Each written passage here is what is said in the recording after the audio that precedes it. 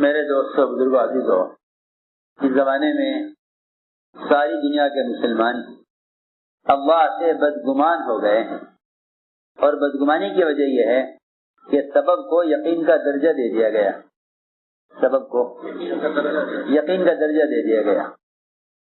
جب سبب کو یقین کا درجہ دیا جائے گا تو عمل کا درجہ گر جائے گا، اور جس کے نزدیک عمل کا درجہ گھٹ جائے وہ اللہ سے بدگمان ہو جائے گا۔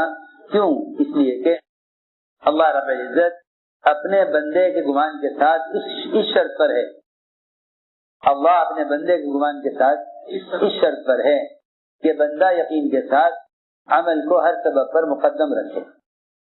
اللہ اپنے بندے کے گمان کے مطابق جب کرے گا جب بندہ عمل کو ہر سبب پر مقدم کرتا رہے۔ میں نے عرض کیا کہ امت اس لیے پریشان ہے اور اللہ سے بدگمانی یہ ہے کہ اس سبب سے یہ ہوگا، اس سبب سے یہ ہوگا، یہ اللہ کے ساتھ بدگمانی ہے۔ تم یہ کہو اللہ اس عمل پر یہ کریں گے، اللہ اس عمل پر یہ کریں گے، یوں نہ کہو اس سبب پر یہ ہوگا، یوں کہو اس عمل پر یہ ہوگا، تو اللہ رب العزت تمہیں بیماری سے ایسا بچا دیں گے جیسا آگ لگ کر بھی، آگ لگنے کے بعد بھی ابو درداء کے مکان کو جلایا نہیں۔ تم سے بیماریاں ایسے گزر جائیں گی جیسے درخت کا سایہ گزر جاتا ہے یا ہوا کا جھونکا گزر جاتا ہے۔ میں نے عرض کیا کہ امت اللہ سے بدگمان ہو گئی۔ بدگمان کرنے والے کون ہیں؟ اسباب اللہ سے بدگمان کر دیتے ہیں، جہاں ایسا ہو جائے گا اور ایسا ہو گیا ہوگا۔ اسباب ہی ہیں جو عمل کو مؤخر کراتے ہیں، اسباب ہی جو عمل کو مؤخر کرا دیتے ہیں۔ ہمیں چاہیے اس وقت استغفار کی کیفیت کو بڑھائیں اور نفل روزوں کا اہتمام کریں، اور اللہ تعالیٰ سے اس یقین کے ساتھ استغفار کرو کہ ان بیماریوں کا تعلق کسی سبب سے نہیں ہے بلکہ مومن کے بدن سے نکلنے والی بدعملی سے ہے۔ جب اس پر اس کا اعتراف کر لو گے کہ یہ بیماریاں میری بدعملی سے ہیں تو اللہ رب العزت تمہیں سچا مان کر تم سے بلا کو ہٹا دیں گے۔ اور اگر یوں کہو گے بیماری سبب سے ہے تو اس کا مطلب یہ ہے کہ تمہیں ان حالات پر کوئی ندامت نہیں ہے۔ ہم نے عرض کیا کہ مسلمان اللہ سے بدگمان ہو گیا۔ اس کی کیا وجہ ہے بدگمان ہونے کی؟ اس کی وجہ یہ ہے کہ مسلمان نے کلمہ لا الہ الا اللہ اس کی دعوت کو لے کر پھرنا چھوڑ دیا، اس کی دعوت کو لے کر پھرنا چھوڑ دیا۔ میں آپ کو یقین سے کہہ سکتا ہوں اب بھی کہ جو لوگ صبح شام کے اذکار اور خاص طور سے اسم اعظم کا ذکر، اللہ اللہ کا ذکر پابندی کے ساتھ کریں گے وہ ان بیماریوں کی طرف سے پوری طرح مطمئن رہیں گے۔ جن کا اہتمام نہیں کریں گے وہ ان بیماریوں سے مجبور لاچار، اور انہیں کوئی حل کوئی راستہ نظر نہیں آئے گا۔ اس لیے کہ حدیث میں آتا ہے کہ اتنی کثرت سے لا الہ الا اللہ کہو کہ لوگ تمہیں پاگل کہنے لگے۔ اور بات بھی یہی ہے کہ جو لا الہ الا اللہ کی کثرت کریں گے وہ مطمئن رہیں گے، اور جو بے عقل ہوں گے وہ پریشان رہیں گے۔ اسی کو کہا ہے کہ جنوں جس کا کامل ہے وہ مطمئن ہے، جنوں جس کا کامل ہے وہ مطمئن ہے، خرد جس کی ناقص پریشان وہ لوگ ہیں جن کی خرد ناقص ہے، مطمئن وہ ہے جن کا جنون جن کا کامل ہے۔ اتنا کثرت سے اللہ کا ذکر کرو کہ لوگ تمہیں پاگل کہنے لگیں۔ مطلب یہ ہے کہ تم ساری شکلوں کا اتنی کثرت سے انکار کرو کہ لوگ اسباب کے پجاری تمہیں پاگل کہیں، تم اتنی کثرت سے اللہ کا ذکر کرو، اتنی کثرت سے اللہ کے وحدانیت کو بیان کرو کہ اسباب کے پجاری تمہیں پاگل کہیں۔ انبیاء علیہ السلام کو پاگل کہہ رہے جانے کی وجہ یہی، اس لیے انبیاء علیہ السلام مطمئن تھے۔ میں عرض کر رہا جنوں جس کا کامل ہے وہ مطمئن ہے، خرد جس کی ناقص پریشان۔ آج ان کی عقل ناقص ہے وہ پریشان ہے، اور جن کا یقین کامل ہے وہ مطمئن ہے۔ بات یہ ہے کہ مسلمان نے کلمہ لا الہ الا اللہ اس کی دعوت کو لے کر پھرنا چھوڑ دیا، ورنہ جب تک صحابہ کلمے کی دعوت کو لے کر پھرتے تھے سارا باطل ان سے کانپتا تھا، باطل ہی کیا کانپتا تھا، ان کے در و دیوار، ان کے بالا خانے، ان کے قلعے صحابہ کرام کے کلمہ پڑھنے سے کانپتے تھے، تو وہ خود کتنا کانپتے ہوں گے۔ اللہ کو بولا جانا ہی ختم ہو گیا، اس لیے اللہ کے غیر کا تعصب دلوں میں بیٹھا ہوا ہے۔ صحابہ کرام اس کلمے کو لے کر ہر ایک کی طرف گئے، کیا بادشاہ، کیا فقیر، کیا وزیر، کیا مالدار، کیا غربا، سب کی طرف۔ چنانچہ صحابہ کرام کے لا الہ الا اللہ اور اللہ اکبر اتنا کہہ دینے سے شاہ روم ہرقل کے در و دیوار اور اس کے بالا خانوں کا ہلنا، یہ اللہ نے دکھلایا کہ تم زبان سے کلمہ پڑھو گے تو تمہیں ہم دکھلائیں گے کہ ان کے بالا خانے تمہاری تکبیر سے کیسے ہلتے ہیں۔ لیکن اس زمانے میں کیونکہ مسلمان اس کلمے کو لے کر پھرتا نہیں، اس لیے مسلمان غیروں کی آواز سے کانپ رہا ہے۔ پہلے اغیار مسلمان کی آواز سے کانپتے تھے، اس زمانے کا مسلمانوں کے دل غیروں کی آواز سے کانپ رہے۔ اس زمانے کے اہل باطل کے محلات صحابہ کرام کے بولنے سے کانپتے تھے۔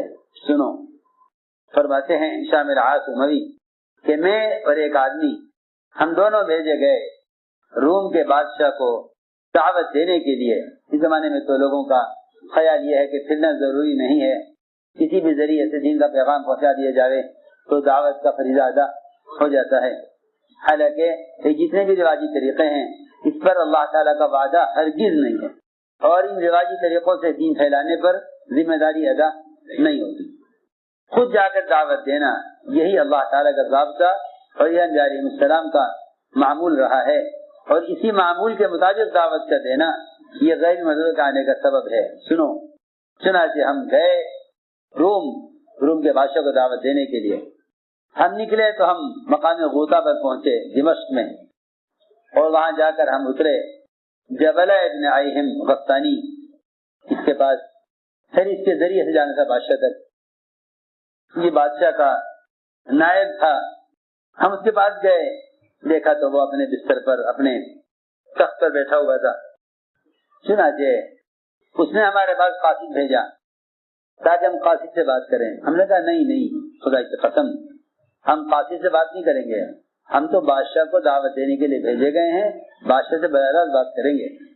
اگر ہمیں اجازت دے گا تو ہم اس سے بات کریں گے، ورنہ ہم قاصد سے بات نہیں کریں گے۔ یعنی دعوت خود پہنچائیں گے، یہ نہیں کسی کے ذریعے سے بات پہنچا دیں۔ ہم بھیجے گئے ہیں ابوبکر صدیق رضی اللہ کی طرف سے، ہم بھیجے گئے ہیں امیر المومنین ابوبکر صدیق رضی اللہ عنہ کی طرف سے، ہم جا کر خود بات کریں گے، ہم قاصد کے ذریعے بات نہیں کریں گے۔ قاصد نے جا کر اس سے کہا کہ وہ تو کہتے ہیں ہم آپ سے براہ راست بات کریں گے۔ چنانچہ اس نے اجازت دے دی، انہوں نے بات کی۔ اس نے کہا ٹھیک ہے، بات کرو، کیا بات ہے؟ تو ہشام العاص انہوں نے اس کو دعوت دی اسلام کی طرف۔ دیکھا کہ اس کے جسم پر اور اس کے بستر اور اس کے فرش اور اس کا سارا کپڑے اس کے سیاہ تھے۔ تو ہشام العاص نے کہا کہ یہ چاروں طرف سیاہی کیوں ہے؟ تمہارے کپڑے بھی سیاہ، بستر بھی سیاہ، پردے لٹکائے ہوئے ہیں یہ بھی سیاہ، چاروں طرف سیاہی کیوں ہے؟ اس نے کہا میں نے قسم کھائی ہے کہ جب تک میں تمہیں ملک شام سے تمہاری جماعت کو باہر نہ نکال دوں۔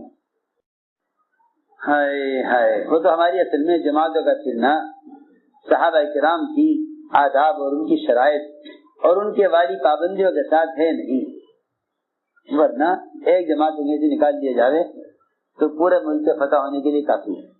اس نے کہا کہ میں نے قسم کھائی ہے جب تک میں تمہیں ملک شام سے باہر نہیں نکال دوں گا تمہاری جماعت کو، میں اس وقت تک کالا لباس بدلوں گا نہیں، جب تک میں تمہاری جماعت کو ملک سے باہر نہ نکال دوں میں کالا لباس بدلوں گا نہیں۔ ہم نے کہا کہ تو ہمیں نکالنے کی بات کر رہا، یہ تیرا تخت جو تو بیٹھا ہوا ہے خدا کی قسم، اور یہ تیرا ملک، یہ سارا کا سارا ہم لے چکے ہیں، یہ ہمارے ہاتھ میں آ چکا ہے، ہمیں اس پر قبضہ مل چکا ہے، اور ہم قریب لے لیں گے تجھ سے، اس لیے کہ اگر اللہ نے چاہا ہمیں اس کی خبر ہمارے نبی محمد صلی اللہ علیہ وسلم دے چکے ہیں، یہ ملک تمہارا اور تمہاری بادشاہت یہ سب ہمیں ملنے والا ہے، ہمیں اس کی خبر محمد صلی اللہ علیہ وسلم دے چکے ہیں۔ بادشاہ بھی کافر ہوتے ہوئے بھی اس زمانے کا تو مسلمان بھی نہیں جانتا کہ غیروں پر غالب آنے کے کیا اسباب ہیں، اس زمانے کے کافر بھی جانتے تھے کہ مسلمانوں کے غالب آنے کے کیا اسباب ہیں۔ سنو، اس زمانے کا مسلمان بھی نہیں جانتا کہ غیروں پر غالب آنے کے کیا اسباب ہیں، اس زمانے کا کافر بھی جانتا تھا کہ ان کے مغلوب ہونے کے کیا اسباب ہیں۔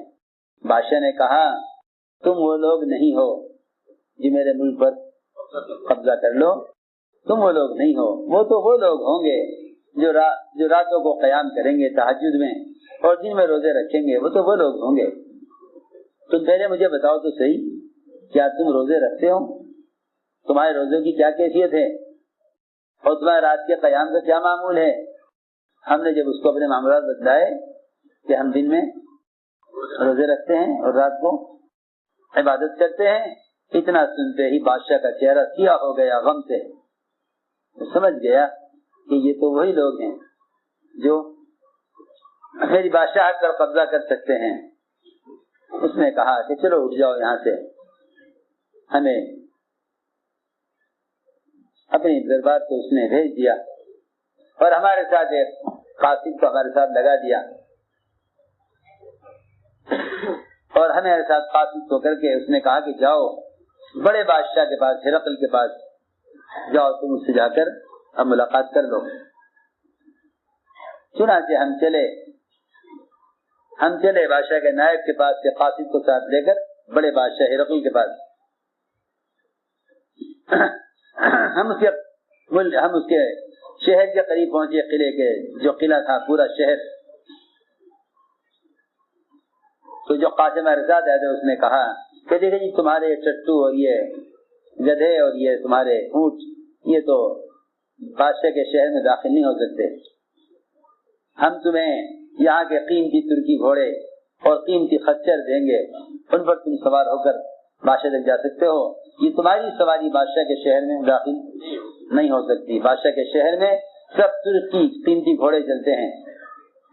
ہم نے کہا خدا کی قسم ہم تو اپنی ہی سواری پر جائیں گے بادشاہ کے پاس، کو ہم سواری نہیں بدلیں گے۔ اتنا رعب تھا صحابہ کی آواز میں، کیونکہ ان کے سچ بولنے کی وجہ سے فرشتوں کی زبان پر بولتے تھے۔ اس زمانے مسلمان جھوٹ بولے تو ان کی بات میں وہ اثر کہاں ہو سکتا ہے؟ جو ایک صحابی کی بات میں اثر ہے، اور بادشاہ نے کہا کہ ٹھیک ہے ان کو اپنی سواری پر آنے دو۔ چنانچہ ہم اپنی سواری پر داخل ہوئے، تلواریں ہم لٹکائے ہوئے تھے ہاتھوں میں۔ ہم پہنچے بادشاہ کے کمرے تک پہنچ گئے، وہاں ہم نے اس بادشاہ کے کمرے کے پاس اپنی سواریوں کو بٹھایا، وہ ہمیں دیکھ رہا تھا، ہم اس کے تخت تک سواریاں لے گئے۔ ہم نے وہاں پہنچ کر کہا، اس کے بالا خانے کے باہر کہا ہم نے لا الہ الا اللہ واللہ اکبر۔ فرماتے ہیں صحابہ خدا کی قسم، فرماتے ہیں صحابہ کہ اللہ جانتا ہے اس کے سارے بالا خانے اور اس کے قلعے کی دیواریں اور اس کے قلعے کی برجیاں وہ سب ہلنے لگی، اور ایسے ہل رہا تھا پورا قلعہ اس کا ایسے ہل رہا تھا جیسے ہوا میں کسی درخت کی ٹہنی ہلتی ہے۔ ایسا نہیں کہ کوئی ہلکا سا زلزلہ آ جائے، بلکہ بالا خانے ایسے ہل رہے تھے جیسے کسی درخت کی ٹہنی ہوا سے ہلتی ہے۔ اس نے ہمیں پیغام بھیجا اور واسطہ دے کر کہا کہ دیکھو یہ جو تم کلمہ پڑھ رہے ہو یہ اللہ کے واسطے میں تمہیں کہتا ہوں یہاں نہ پڑھو، اس سے ہمارا بالا خانے ہل رہے ہیں، اور یہ کہا کہ تم یہ اپنا کلمہ زور سے مت پڑھو، تمہارے کلمہ زور سے پڑھنے سے ہمارے بالا خانے ہل رہے ہیں۔ چنانچہ اس نے ہمیں اندر بلایا، ہم اس کے کمرے میں داخل ہوئے تو اس کا بستر، چاروں طرف کے سارے پردے، سارے کپڑے، ساری چادریں، سب کا سب سرخ رنگ کا تھا، خود سرخ کپڑے پہنے ہوئے تھا۔ ہم اس کے قریب جا کر بیٹھے تو وہ ہمیں دیکھ کر ہنسا کہ نہ ان کو بادشاہوں کا ادب ہے، نہ ان کے اندر بادشاہوں کا کوئی رعب اور خوف ہے، اس کو دیکھ کر بادشاہ ہنسا.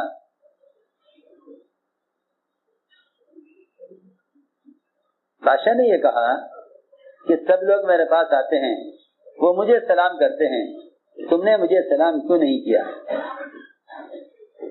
تم نے مجھے سلام کیوں نہیں کیا جیسے تم سلام کرتے ہو آپس میں؟ بادشاہ کے پاس ایک آدمی بیٹھا ہوا تھا جو بڑی اچھی عربی بول رہا تھا, جو ان کا ترجمان تھا. ہم نے کہا کہ ہمارا سلام ہمارے درمیان حلال ہے, ہمارا سلام آپ کے لیے حلال نہیں ہے.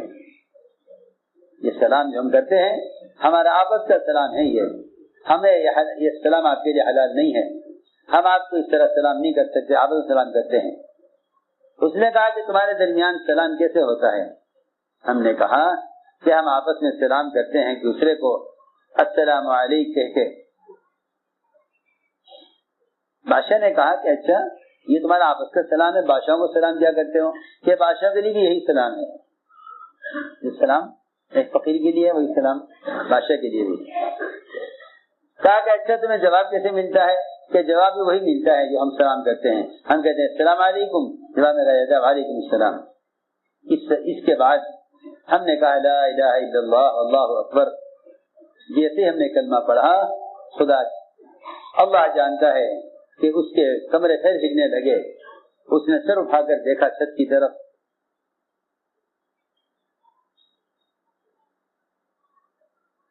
اس نے کہا کہ یہ وہ کلمہ ہے جب تم اس کو کہتے ہو تو غرفے اور بالا خانے ہلنے لگتے ہیں. کیا جب بھی تم کلمہ اپنے گھروں میں کہتے ہو کیا تمہارے گھر ہلتے ہیں؟ بادشاہ نے پوچھا. بادشاہ نے پوچھا صحابہ سے تمہارے گھر ہلتے ہیں اس طرح؟ ہم نے کہا نہیں, ہمارے گھر نہیں ہلتے اس طرح کلمہ پڑھنے سے, یہ تو صرف ہم نے یہاں تمہارے بالا خانے ہلتے ہوئے دیکھا ہے.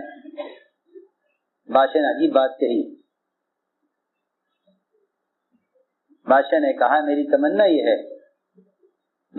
یہ ہے کہ جب بھی تم یہ کلمہ کہو تمہارے ہاں کی ہر چیز ہلنے لگے, اور میں اس کام کو یہ بات بہت توجہ سننے کی ہے, اور میں اس کام کو کرنے کے لیے اپنی آدھی بادشاہت خرچ کر دوں گا تم پر, تاکہ تمہارے بالا خانے بھی اس طرح کلمہ پڑھنے سے ہلنے لگے. اس بات کو بہت توجہ سننا. میں اپنی آدھی بادشاہت تم پر خرچ کر دوں گا صرف اس لیے تاکہ تمہارے بالا خانے بھی کلمہ پڑھنے سے ہلنے لگے. ہم نے کہا کیوں؟ پوچھا کیوں؟ اس نے کہا کہ میں سمجھتا ہوں کہ تم پر مال خرچ کرنا اور تمہیں اپنی بادشاہت میں سے آدھی بادشاہت تمہیں دنیا کا عادی بنانے کے لیے, اور تمہیں عیش آرام کا عادی بنانے کے لیے, اور تمہیں گناہوں کے اندر مبتلا کرنے کے لیے یہی راستہ ہے کہ میں آدھی بادشاہت تم پر خرچ کروں, تاکہ جو نبوت کی یہ شان ہے اور یہ نبوت کی ایک پہچان ہے یہ ختم ہو جائے. یہ نبوت کی شان, یہ نبوت کی جو پہچان ہے تمہارے پاس, یہ نبوت کی پہچان باقی نہ رہے. میں اس کو مٹانے کے لیے اپنی آدھی بادشاہت خرچ کر دوں گا. اور یہ میری تمنا ہے کہ یہ کیفیت تمہارے کلمہ پڑھنے پر تمہارے گھروں کے ہلنے کی بھی ہو. کیا مطلب تھا؟ مطلب یہ تھا کہ میں تمہارے گھروں کو اپنے گھروں جیسا بنا دوں, تاکہ تم کلمہ پڑھو تو تمہارے گھر بھی میرے قلعے کی طرح ہلنے لگیں. صاف کہہ دیا اس نے, میں آدھی بادشاہت صرف اس کام پر خرچ کر دوں گا کہ میں تمہارے اس نبوت کی پہچان کو ختم کر دوں. اور یہ کہا اس نے کہ تاکہ مجھے معلوم ہو جائے کہ تم واقعی ایمان والے ہو. یہ تم نے میرے بالا خانے کسی سحر سے یا کسی شعبدہ بازی سے یا کسی نظر بندی سے تم نے میرے بالا خانوں کو ہلایا ہے. اس نے ہم سے اسلام کے بارے میں سوالات کیے, ہم نے اس کو سارا اسلام سمجھایا. اس نے کہا تمہاری نماز کیسی؟ ہم نے کہا روزے کیسے ہیں؟ ہم نے نماز روزوں کے سارے مسائل اور سارے طریقے اس کو بتائے. چنانچہ اس نے کہا ٹھیک ہے تم جاؤ آرام کرو. اس نے ہمیں بڑے خوبصورت کمروں میں ٹھہرایا اور ہمارے لیے بڑی اچھے کھانے کا انتظام کرایا اور ہماری بڑی مہمانی کی. کہتے ہیں کہ ہم 3 دن ٹھہرے اس کے یہاں. پھر اس نے ایک رات، وہ توجہ سننے کی ہے کتاب، پھر اس نے ہمارے پاس ایک رات حاجی بھیجکر نے بلایا، رات میں، درمیان رات میں ہم گئے اس کے پاس. اس نے ساری باتیں دوبارہ ہم سے پوچھی، ہم نے ساری باتیں اس کو بتلائیں. پھر اس نے ایک صندوق منگوایا، ایک صندوق منگوایا. یہ کیا صندوق تھا؟ آدم علیہ السلام نے اللہ سے یہ دعا کی تھی کہ اللہ میری اولاد میں جو انبیاء علیہ السلام آنے والے ہیں، میں تو اس زمانے میں ہوں گا نہیں، جب وہ آئیں گے تو مجھے ان کی تصویریں مجھے دکھلا دیں. تو اللہ تعالیٰ نے آدم علیہ السلام پر کو ساری انبیاء کی تصویریں، محمد صلی اللہ علیہ وسلم سب کی تصویریں اللہ تعالیٰ نے اتار کر آدم علیہ السلام کو دے دی.